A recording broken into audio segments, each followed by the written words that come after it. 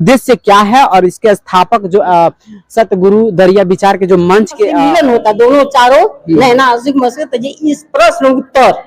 हम दिल्ली से हैं। अच्छा क्या उद्देश्य सबके घर हम लोग अपने माता पिता और सतगुरु दरिया विचार मंच के पास हैं और हम सीधे चलेंगे ऊपर और उनसे भी बात करेंगे जो संत जी हैं कि उसका उद्देश्य क्या है और इसके स्थापक जो सतगुरु दरिया विचार के जो मंच के जो हैं आचार्य जी महंत सत्यदेव दास जी इनसे भी हम बात करेंगे और अपने कैमरामैन से कहेंगे कि आ जाए ऊपर भी हम इनसे बात करेंगे। सर ये जो अभी यहाँ पे ये सतगुरु दरिया विचार मंच जो है इसका उद्देश्य क्या है?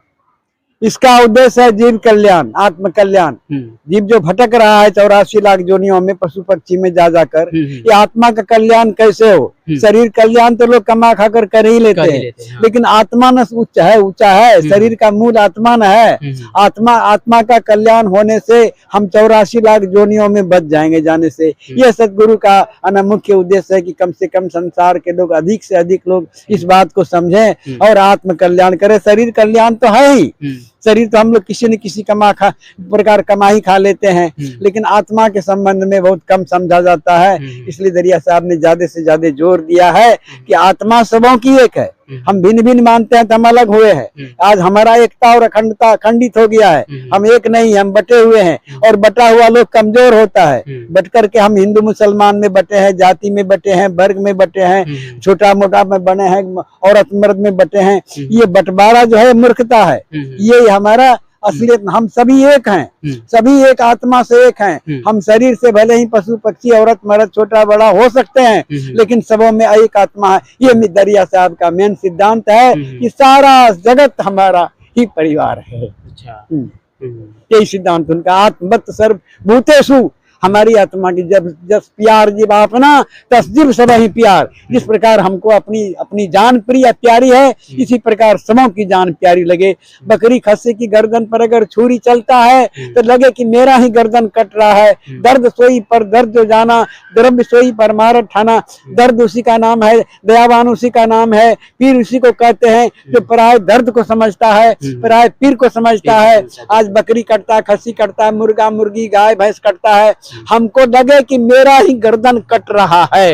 इस तरह का दर्द अपने अंदर समाहित करना चाहिए। यही दरिया साहब का मेन उद्देश्य है। और जब तक हम इस दया को अपने अंदर धारण नहीं करेंगे तो धर्म की कोई परिभाषा नहीं है। दया के बिना धर्म की कोई परिभाषा नहीं है। इसलिए सर ये जो संत गुरु दरिया विचार मंच जो है जी, इसके स्थापक कौन है? इसके स्थापक यहाँ के बारे में कह रहे हैं। हाँ, ये जो मंच के बारे में कितना दिन से चल रहा है और कौन है इसके स्थापक? ये दरिया साहब 17वीं शताब्दी के संत हैं और तभी से हमारा ये मंच चल रहा है। तब से ये हम लोग प्रचार कर रहे हैं दरिया साहब का। अच्छा। जी हाँ, कबीर साहब, दरिया साहब ने कहा कि हम ही कबीर काशी में रहू, निर्मल ज्ञानी सबसे कहू। 18 जन्म का वर्णन किया, 18 जन्म हमो चली आई, 5 जन्म धरी है गुण गाई, प्रथमे सतयुग में चले सुकृत नाम जो यहाँ कही करुणा में रूप धरी मुनिंद्र आई कहा। कलयुग कबीर काशी अस्थाना, नाम संतान पंथ फकाना, फिर कलयुग में धरा शरीरा, दरिया नाम से पंथ सुधारा। एक अंश धरा शरीरा, यहाँ दरिया वहाँ दास कबीरा, हम यहाँ दरिया वहाँ, इसलिए दरिया साहब को आज बिहार के कबीर भी लोग कहते हैं। जी जी जी। अच्छा, जो नया युवा जो है ये सब चीजों के लेकर जागरूक नहीं हो पा रहा है, क्या कहना चाहेंगे? इसलिए आप देखिए, आत्म दर्शन आत्म कल्याण ये बड़ा कठिन काम है। हम अगर बाहरी दुनिया में घूमे रहेंगे तो अंदर से हम अपरिचित रहेंगे और अक्सर लोग बाहर को ही लेकर के वाहवाही में रहते हैं। दरिया साहब अंदर झांकने के लिए कहते हैं कि जो ढूढ़ा से पाइया गहरे पानी पैठ, जो बोरा डूरा डूबन डरा रहा किनारे बैठ। मोती तो गहराई में है ना। ये थी है गद्दी है दरिया साहब। दरिया साहब इसी गद्दी पर बैठ करके एथी करते थे, वही गद्दी। अच्छा, उसी पे बैठ के अपना क्या करते थे? जो ध्यान लगाते थे परमात्मा से स्पर्श करते थे, वही गद्दी है दरिया साहब। वही सभी को सुनाते थे। अच्छा, आकाशवाणी होता था। हाँ, परमात्मा से यही बैठते थे। सुनिए गद्दी जो होता है ना, कि उस पर दरिया साहब जब बैठते थे सतगुरु ने, तो वह परमात्मा से मिलन होता, दोनों चारों नैना आशिक मस्के। तो ये इस प्रश्न उत्तर जितना हुआ है, प्रश्न ही करते थे, सतपुरुष उत्तर देते थे, बैठे बगल लोग शिष्य लोग लिखते थे जितना, तो यह पुस्तक लिखा गया। यही गद्दी का। अच्छा, यही गद्दी था। और अपने कैमरामैन से कहेंगे कि दृश्य दिखाएं, और हम पास तक चलेंगे और दृश्य दिखाने की कोशिश करेंगे। और यही वो गद्दी है जिस पे जो दरिया जी जो साहब जो दरिया साहब जो संत थे, और इसी गद्दी पे विश्राम करते थे, और इसी पे बैठ के अपना जो है भजन वगैरह जो होता है अपना किया करते थे। यहाँ पे देख सकते हैं, यही उनका जो गद्दी है। और यहाँ के कुछ संत जी लोग हैं, इसका दर्शन कर रहे हैं, और हम अपने चैनल के माध्यम से दर्शन कराने की कोशिश करेंगे। और यही चीज है, और कुछ संत जी भी हैं, उनसे बात करेंगे। बताइए, क्या ये जो इसी उद्देश्य से इस मठ का जो है निर्माण? सतनाम सतदेव साहब जो है, या द्वितीय मैंने बिहार में द्वितीय काम हुआ है, जो ऐसा मठ बना है, उनके मैंने उनका दे रहा है, ये मठ हो गया। सभी भगत लोग साधु लोग आके यहाँ गौरवान्वित महसूस कर रहा है कि हमारा ये मठ बन गया, बहुत अच्छा बन गया, बहुत बेहतरीन बना है। तब बाद वियतनाम से वियतनाम से आया पत्थर सब सब। हाँ, बड़ी उग्रवादी विचार के हैं एकदम। आज दिख रहा है कितना भीड़ लगा संत लोगों का। मैंने जो सुन लिया, कहा नहीं गया, खाली सुन लिया कहीं से, लोग सब यहाँ पहुंच गया देखने के लिए। हाँ, देखने जाते। तो अच्छा, ये जो मठ बनाया गया है, इसमें कौन कौन से लोग रह सकते हैं? जैसे कि जो संत लोग हैं जो आए हुए हैं।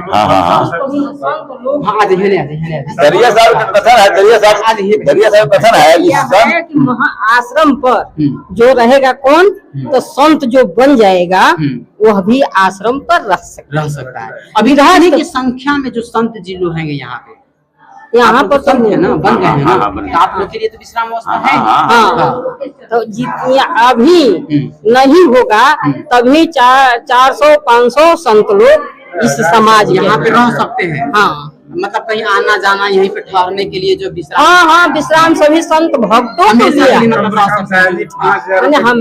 5,000 आदमी के यहाँ पे संतों तो इतना व्यवस्था बना हुआ है, संत भी रह सकते हैं, भक्त भी आया, वो भी विश्राम करता है, और इन्हीं का दर्शन करने के लिए आया।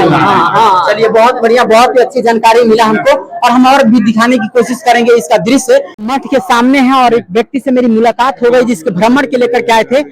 सबसे पहले सर, खबर बिहार के चैनल में आपका स्वागत है सर। जी, कहाँ से सर आप आए? मैं दिल्ली से आया हूँ। दिल्ली से आप आए हुए हैं मठ के बारे में जानने? जी, हम जहाँ भी सत्संग होता है वहाँ पर जाते हैं। अच्छा। और पूरे परिवार के साथ हम जाते हैं। चाहे कहीं भी सत्संग हो, हम जाने के लिए तैयार रहते हैं। और जो भी मेरे से सेवा होता है, हम सेवा के लिए तैयार रहते हैं। जी, तो लिखा है कि संत दरस को जाइए, तेज कपट अभिमान, जो जो पग आगे पड़े, कोटि तीर्थ समान। इसलिए हम संत के दर्शन के लिए यहाँ पे घूमने फिरने के लिए आते हैं। चलिए, बहुत बहुत धन्यवाद आपका। तो यहाँ पे आप देख सकते हैं, लोगों में काफी उत्साह है और काफी जुनून है इस जो मठ के लेकर के। और आप देख रहे हैं खबर बिहार की, मैं बिट्टू कुमार। जय हिंद, जय भारत।